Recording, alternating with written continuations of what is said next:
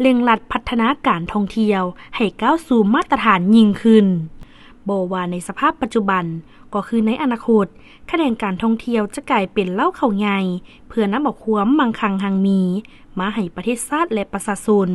โดยเฉพาะผู้ประกอบการจะมีรายได้เป็นกอบเป็นกำขอเพียงแต่ว่าพวกเฮาให้ความสำคัญพากันสุขยุส่งเสริมและพร้อมกันเร่งรัดพัฒนาให้ก้าวสู่ความเป็นมาตรฐานโดยไว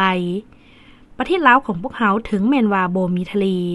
แต่ก็มีหลายปัจจัยที่ดึงดูดเอานักท่องเที่ยวจากต่างประเทศเข้ามาสัมผัสศึกษาหาความรู้และเที่ยวชมเป็นภาพบรรยากาศอย่างพึงพอใจและอิ่มเอิบหากตั้งโจทย์กันว่าบรรดาปัจจัยที่จะดึงดูดเอานักท่องเที่ยวจากต่างแดนเข้ามาเที่ยวลาวนับมื้อนับดายนั้นมีอย่างใดคำตอบโจทย์นั้นก็คืออันที่1แม่นในเรื่องธรรมชาติเป็นต้นมีภูผาป่าไม้ถ้ำหูภูเขาแม่น้ำลำซีอากาศสดชื่นภาพวิวทิวทัศน์ธรรมชาติอันสวยสดงดงามแต่เหนือตลอดใต้อันสองม้าแม่นในเรื่องวัฒนธรรมอันดีงามเป็นต้นด้านสถานปัตยกรรมฮีตของประเพณีที่เป็นเอกลักษณ์ของชาติและของประชาชนลาวบรรดาเผ่าส่วนปัจจัยที่พิเศษอีกอันหนึ่งก็แม่นในเรื่องค่าใช้จ่ายที่ถูกที่สุดในโลกจากเว็บไซต์ที่มีชื่อว่า Hello Safe ได้เปิดเผยว่าประเทศลาวเป็นประเทศที่มีการท่องเที่ยวราคาถูกที่สุดในจำนวน136ประเทศของโลกในปี 2025 เว็บไซต์ดังกล่าวยังบอกว่าค่าใช้จ่ายต่อมือเพียง 214,500 กีบเฉพาะค่าพักเช้าเพียง 128,700 หา 277,400 กีบต่อคืน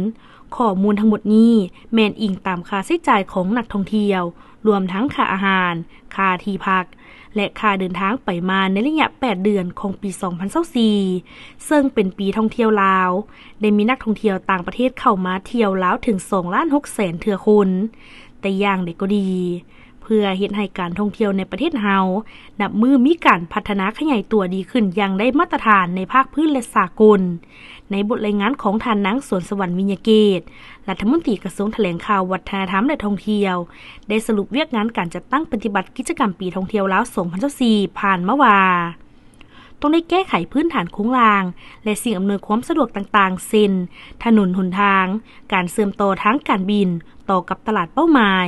สถานที่ท่องเที่ยวหลายแห่งบ่ทันได้รับการพัฒนาเท่าที่ควรการโฆษณายังบ่กว้างขวาง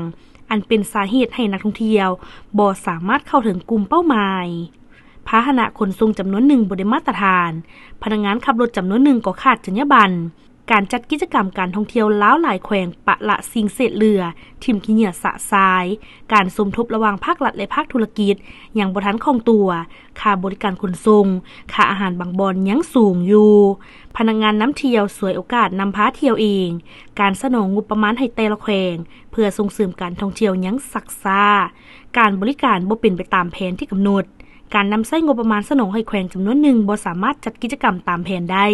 ย้อนความเข้าใจในการนำใช้บ่ไปตามระบบและขั้นตอนนี่คือปัญหาคงค้างที่ต้องได้แก้ไขในปี 2025 ก็คือในปีต่อๆไปในการพัฒนาและส่งเสริมการท่องเที่ยวของประเทศเฮาบทความโดยทิดกรรม